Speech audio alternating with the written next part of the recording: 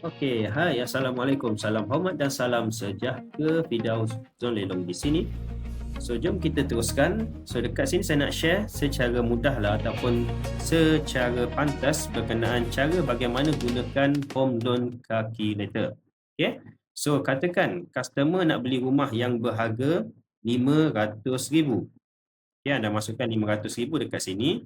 So, margin loan ikut pada kelayakan customer, cuma seandainya customer ni adalah first time buyer. So, biasanya mereka boleh dapat loan sebanyak 90% daripada berapa harga rumah yang dia nak beli. So, biasa untuk first house ataupun rumah pertama boleh dapat 90%. Okay. So, total loan amount yang anda tinggalkan ni secara auto dia akan dia akan kirakan nanti. Okay. So, interest rate biasanya kita akan letakkan 5% lah. Ini average. Ada yang lebih, ada yang kurang bergantung kepada package yang bank sediakan. So, kita ambil secara average dia adalah 5%. Okay. Seterusnya, tempoh pinjaman. So, biasanya customer dia akan buat maksimum 30 tahun ikut pada umur customer lah. So, jom kita buat kiraan. Okay.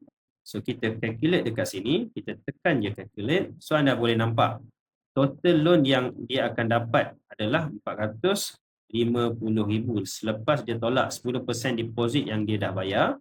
Okay.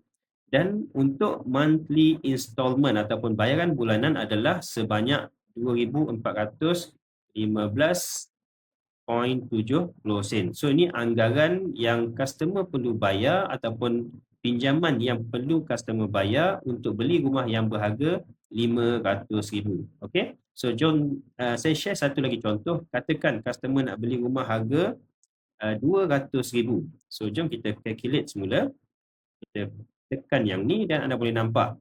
Okay, bulanan yang dia perlu bayar adalah sebanyak RM966.28. Okay, dan total amount loan yang dia akan dapat, anda kata dia dapat pinjaman yang sama 90% untuk first house. So, dia akan dapat RM180,000 lah. Okay, so margin of finance ni bergantung kepada kelayakan customer tu sendiri. So, ada customer yang boleh layak 90%, ada klien ataupun customer ni dia hanya layak sebanyak 70% sahaja sekiranya dia dah ada lebih daripada 2 buah rumah. Okey.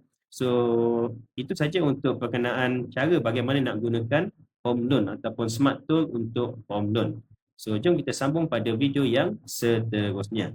So, jumpa lagi pada next video. Seperti biasa, ZL Pro, kita kuasai sistem, kita gandakan hasil.